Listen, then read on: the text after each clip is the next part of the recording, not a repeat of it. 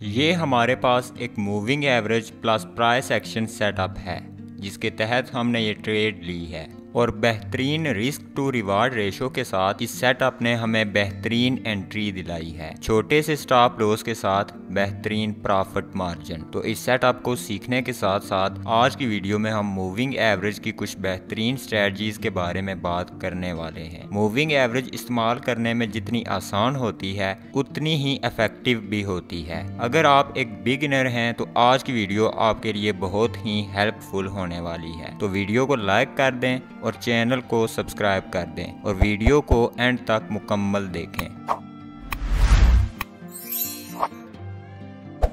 आजकल शायद ही ऐसा कोई सक्सेसफुल ट्रेडर हो जिसने कभी मूविंग एवरेज इस्तेमाल ना की हो। तो मूविंग एवरेज को कभी अंडर एस्टिमेट ना करें, ये आपको बेहतरीन सिग्नल्स प्रोवाइड कर सकती है और जब आप इसको प्राइस एक्शन के साथ इस्तेमाल करना सीख लेते हैं तो ये आपको बहुत शानदार रिजल्ट दे सकती है। पहले समझ लेते हैं कि मूविंग एवरेज होती क्या है। मूविंग एवरेज बुनियादी तौर पर एक लैगिंग इंडिकेटर है, मतलब ये सिग्नल जनरेट करने में थोड़ी देर कर देता है मगर इसकी एक्यूरेसी यकीन करने के काबिल होती है। मूविंग एवरेज इंडिकेटर हमें डायनामिक सपोर्ट और रेजिस्टेंस प्रोवाइड करता है। डायनामिक सपोर्ट और रेजिस्टेंस से मुराद है कि जैसे जैसे प्राइस मूव करती है सपोर्ट या रेजिस्टेंस भी उसके साथ साथ मूव करती रहती हैं, एक हॉरिजॉन्टल लाइन की तरह एक जगह पर कायम नहीं रहती।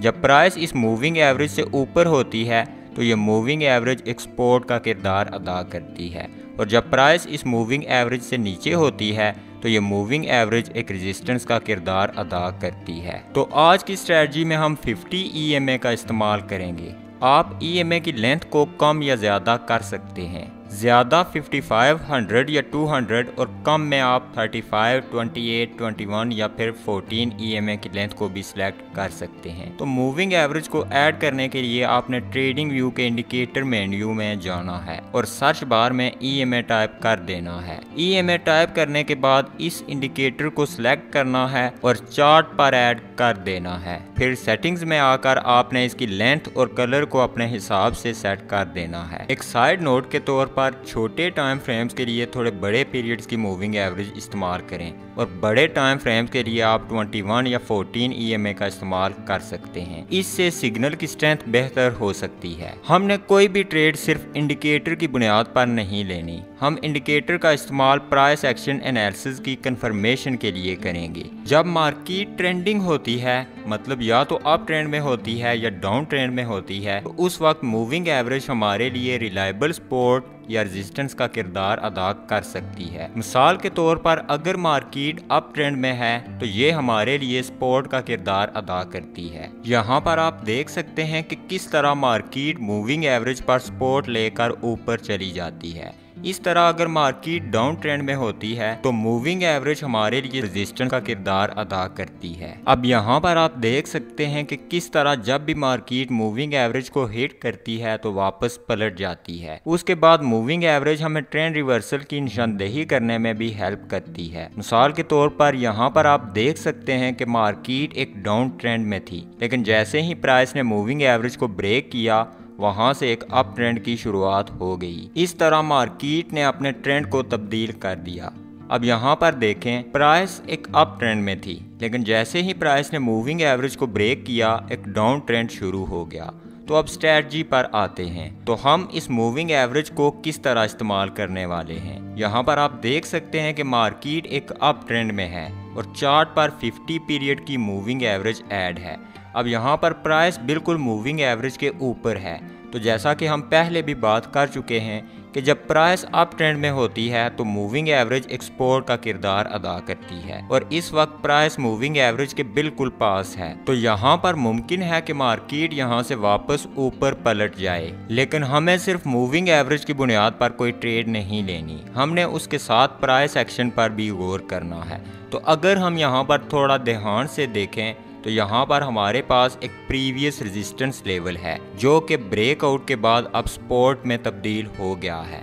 जैसा कि आप जानते होंगे कि जब एक रेजिस्टेंस लेवल ब्रेक होता है तो वो सपोर्ट में तब्दील हो जाता है। इसी तरह जब सपोर्ट लेवल ब्रेक होता है तो वो रेजिस्टेंस लेवल में तब्दील हो जाता है। तो अब इस पॉइंट पर हमारे पास एक स्टैटिक सपोर्ट लेवल है और एक डायनामिक सपोर्ट लेवल। अब यहाँ पर प्राइस एक्शन बताता है कि प्राइस इस लेवल को ब्रेक करने में एक से ज्यादा मरतबा नाकाम हुई है। यहाँ पर भी हमें इस बुनियाद पर कोई ट्रेड नहीं लेनी कि प्राइस इस लेवल के साथ रिएक्ट कर रही है। कंफर्मेशन के लिए हम यहाँ पर एक मिनी ट्रेंड लाइन ड्रा करेंगे। अगर प्राइस इस ट्रेंड लाइन को ब्रेक करती है तो हम यहाँ पर एक लॉन्ग ट्रेड में एंटर हो सकते हैं। स्टॉप लॉस इन दोनों सपोर्ट लेवल से नीचे आ जाएगा और टेक प्रॉफिट हमने कम से कम रिस्क की गई अमाउंट के 2 गुना रखना है, या फिर हम प्रीवियस रेजिस्टेंस लेवल के पास भी अपना टेक प्रॉफिट टारगेट सेट कर सकते हैं।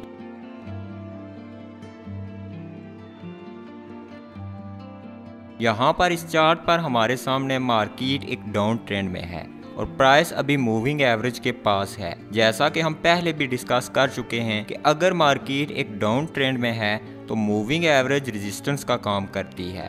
तो यहाँ पर इम्कान मौजूद है कि मार्केट यहाँ से नीचे चली जाए, लेकिन हमें इस बुनियाद पर कोई ट्रेड नहीं लेनी। अब अगर हम यहाँ प्राइस एक्शन पर गौर करें तो हम देख सकते हैं कि प्राइस अपने प्रीवियस सपोर्ट लेवल पर है, जो ब्रेकआउट के बाद अब रेजिस्टेंस बन चुका है। तो हमारे पास एक से ज्यादा फैक्टर हैं जो एक शॉर्ट ट्रेड को सपोर्ट कर रहे हैं, लेकिन एक्यूरेसी को बढ़ाने के लिए हम यहाँ पर दोबारा एक मिनी ट्रेंड लाइन ड्रा करेंगे। अगर प्राइस इस ट्रेंड लाइन को ब्रेक कर देती है तो हम यहाँ पर शॉर्ट कर सकते हैं। स्टॉप लॉस इन दोनों रेजिस्टेंस लेवल से ऊपर आ जाएगा और टेक प्रॉफिट रिस्क की गई अमाउंट के 2 गुना।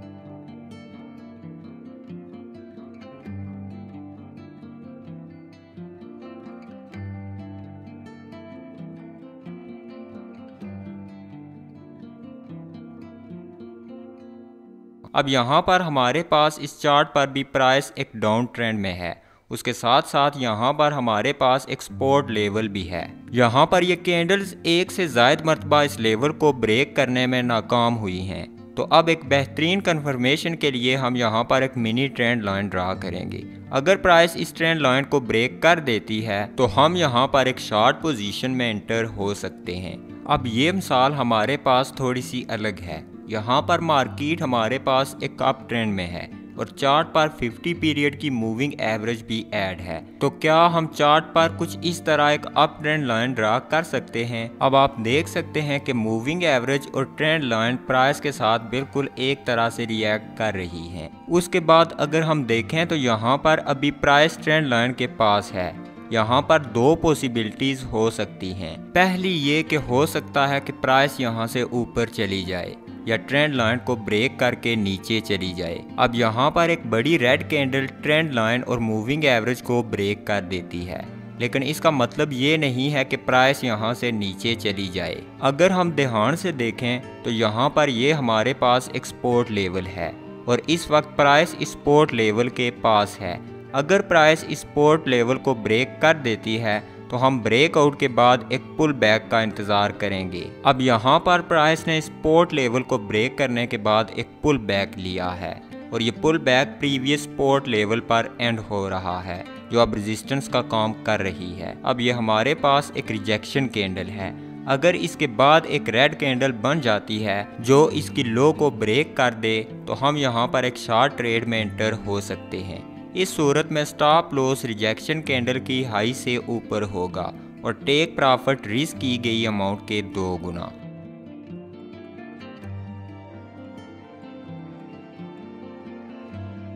अगर आपने कुछ नया सीखा तो वीडियो को लाइक कर दें और चैनल को सब्सक्राइब कर दें। नेक्स्ट टाइम तक खुदा हाफिज़।